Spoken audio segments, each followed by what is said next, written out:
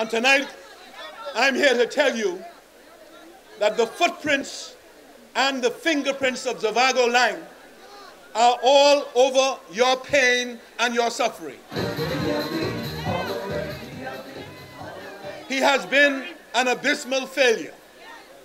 Everything he's touched has gone from bad to worse. And that is why, Fort Charlotte, you have to halt him in his tracks.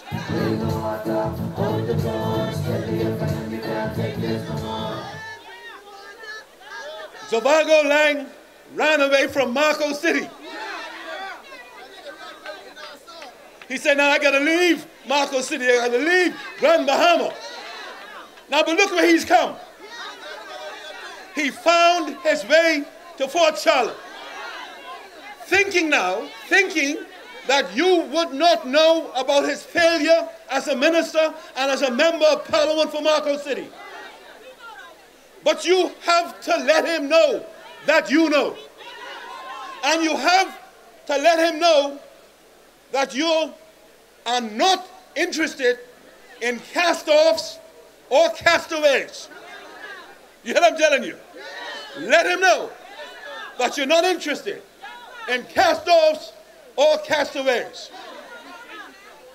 You are waiting on good, solid representation that Andre Rollins will bring when you elect him as the next member of parliament for Fort Charlotte. And remember this, when you think about representation, remember that only Andre Rollins can provide you for Fort Charlotte of the level and quality of representation that you need. Now, did you hear me on that, Fort Charlotte? No, did you hear me say, let me look here. Let me hear you say, Andre Rollins.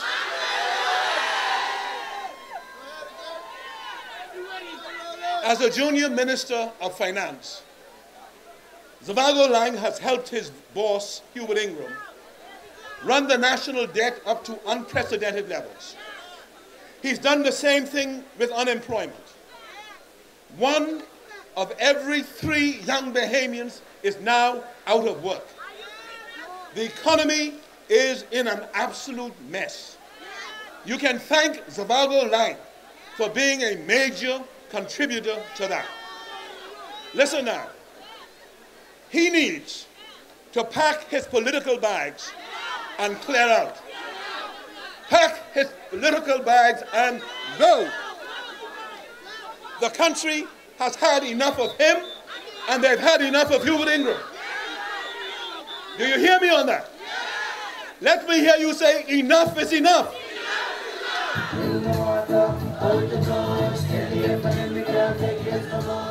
Let me hear you say, it is time for the F&M to go.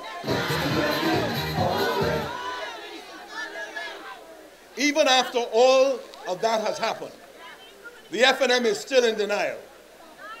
They want to run away from the fact that they were late in seeing the recession coming.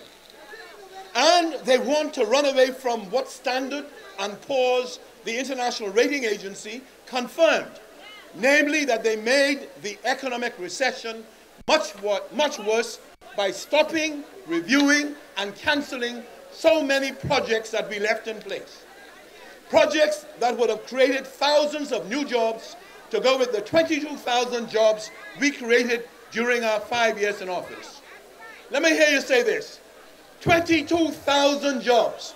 22,000 jobs. Say it again. 22,000 jobs. You know, Fort Charlotte, the F&M is in a time warp. They're stuck in the year 2007. They are running the same tired campaign all over again. But Bahamians have already seen that movie. We know how it ends. For in 2007, they made a wild bunch of allegations against the PLP during campaign time. But when they won, not a single finding of wrongdoing in 5 years, not a single charge brought. Either their investigations turned up nothing, or they don't even bother to investigate their own inventions and lies. After nearly 5 years of self-dealing, of Brent Simmons getting rich on government contracts, of bidding rules being broken repeatedly to help special interests, insiders, they want to talk about corruption. Listen to me now. They want to talk about corruption. They want to talk about corruption when we now know both of their hands are in the cookie jar. Both of their feet are in the cookie jar. They have the nerve. They have the gumption. They have the temerity and the hypocrisy to recycle these false, disproved allegations against the PLP. Let me tell you something, my friends. They are going to regret what they're doing. I want to say it again. They are going to regret what they are doing. They surely are. They've been working overtime, as you heard Dr. Nottage say, to suppress a report from the Public Accounts Committee investigating the roadworks. Now, why do you think that is? Ask yourself, who has benefited from the same roads being dug up, and dug up again? You know who was hurt by that. Now ask yourself, who stood to gain from the fiasco of a roads project that we now know is a fiasco? Who stood to gain? Well, you know. But I tell you this, Dr. Nottage has said, and I will now confirm, we will get that report out. We are determined for Bahamians to know the truth before Election Day. They want to run away from their failures and their wicked policies. But we're going to keep the focus where it belongs. The focus belongs on crime and what the government of the Bahamas ought to be doing to solve the crime problem. And the focus belongs on jobs. Jobs, jobs, jobs. And we are not going to let them forget it. We don't have time for foolishness. You heard our speaker say that. We don't want to get involved in foolishness, and we don't want to get involved in distractions. We refuse to go down into the dirty gutter with Hubert Ingram and the FNM. I want to say it again. We are resisting mightily going down into the gutter, and I said it, the dirty gutter, with the FNM and Hubert Ingram. We intend to spend all of our time developing solutions to our problems of crime and unemployment. We need to give our people hope again. Let me hear you say hope and help. Now say, hope and help are on the way. Hope and help are on the way. That's right. And it's coming soon. Not very long. In addition to giving our people peace, we need and hope, we need to give, truly now, bring peace amongst us. See, there has to be some kind of understanding on the part of the government of the day that you can't just keep on fooling people day in and day out, talking about Brave Davis as a lawyer, as doing this and doing that, talking about Perry Christie. Well, you and I got his waters on. I know tonight, wherever he is tonight, he's talking about Perry Christie. I got his waters running deep. But listen, we have to try to tell this FNM over and over repeatedly. And that's why you find that I'm not up here talking without notes. I'm not up here trying jumping around, because I want the Bahamian people to know this is serious. Where are we going and how are we going to get there? Every one of you, when you leave here tonight, should be asking yourself that question. And the PLP is the only party that is putting forward solutions to where we're going and how we're going to get there. So we need to bring peace in our country again. We can't do this unless we have a concentrated assault on crime and the scourge of unemployment. But the FNM does not want to talk about crime, and they don't want to talk about jobs. Everything but those things. The economic and social fallout from unemployment is both vast and pervasive, ranging from poor government revenue performance to a misery index that is off the charts. Crime and violence have also escalated to horrific levels as a result. We have to put our people back to work. I got to say it over and over. We have to put our people back to work. I just left the Engliston part of my constituency tonight. And as I meet young people in there, look here, 1 of every 2 is unemployed. The statistics says 34% in the country unemployed. Well, that in itself is enough for the FNM to go. And we have to say that wherever we go. Go and go now. We have to put our people back to work, and we have to get crime under control. Listen now. In our country, it is madness. Wherever we go, and we hear about the kinds of crimes taking place, we have to be frightened. We know that this government cannot be allowed to shrug its shoulders while young fathers are being gunned down right in front of their homes. When people are being killed senselessly, we know that. Young mothers, young fathers being killed. People afraid to walk the streets day and night. Listen, we have put a plan forward. I encourage you to visit myplp.com for details on our plans to fight crime and bring our economy back from the dead. These are great plans, and we have a great team to bring them to reality. But there's something else even more fundamental than that in this election. Really fundamental.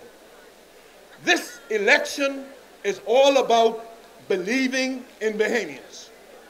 It's about a party, the PLP, that believes in our capacity as Bahamians to create. It believes in our capacity to innovate and to own, versus a party that puts Bahamians last because they really don't have any faith in Bahamians. But tonight, I've come to tell you in Fort Charlotte that we in the PLP believe. We believe in you. We believe in Bahamians. We believe in the Commonwealth of the Bahamas. Tell me you believe. Say, I believe. I believe. Say it again. That's why the Progressive Liberal Party intends to double the nation's investment in education and training. Our proposal to create 21st century classrooms fits in perfectly with our commitment to create jobs now and create jobs for the future too. We are also proposing career path academies and technology centers through a collaborative effort with the private sector to expand technical and vocational training, as well as information technology skills for thousands of young people annually. And our Workers Retraining Initiative will dramatically expand access to retraining programs and work opportunities. Because when technology and industries change quickly, we must keep pace. My new team is a blend of experience and a new generation. The new generation candidates bring a new vigor, and they are seriously committed to creating jobs throughout our country. Yes, We created 22,000 jobs during my administration. We are proven and we are tested. We did it before and we will do it again. As I said at the beginning, Dr. Andre Rollins is a very dynamic member of that new generation of PLP leaders who will work hand in hand with our experienced leaders to quickly bring about plans that will make the Bahamas better, that will solve unemployment, that will begin the process of solving crime and the fear of crime. Dr. Rollins will be an integral member of that team. The Bahamas must become and can become safer and a more prosperous place for our people. Andre brings his intelligence. He brings an enormous degree of talent, energy, worldview, and patriotism. We are happy to have him as a member of the best team ever assembled in the history of Bahamian politics. But I want you to know tonight, Fort Charlotte, that I need your help on this. It's all up to you. In order for Andre Rollins to play his part in the next PLP government, I'm counting on you to bring him to victory on election day whenever it is called. Will you join Andre and the PLP in our quest of rescue and renewal of our beloved country? Will you? Let me ask you again. Will you join us as we go about rescuing the Bahamas? Are you ready to elect Dr. Andre Rollins as your next member of parliament? Will you send Zavago Lang back to Freeport after the next election? No, this is serious stuff now. Let me ask you again, and I will ask you slowly. Zavago Lang was a member of parliament for Marco City. He bragged about the work he was doing in Marco City. He bragged about the fact that he had a home in Marco City, that he had to move back and forth because his wife had settled in Marco City. Why do you think the Prime Minister moved Mr. Zavago Lang from Marco City down here to Fort Charlotte? Because he knew that he could not send Zavago Lang back to the people of Marco City because they would reject him. So he's brought him now as a reject to you. The people of Fort Charlotte now must take second place here.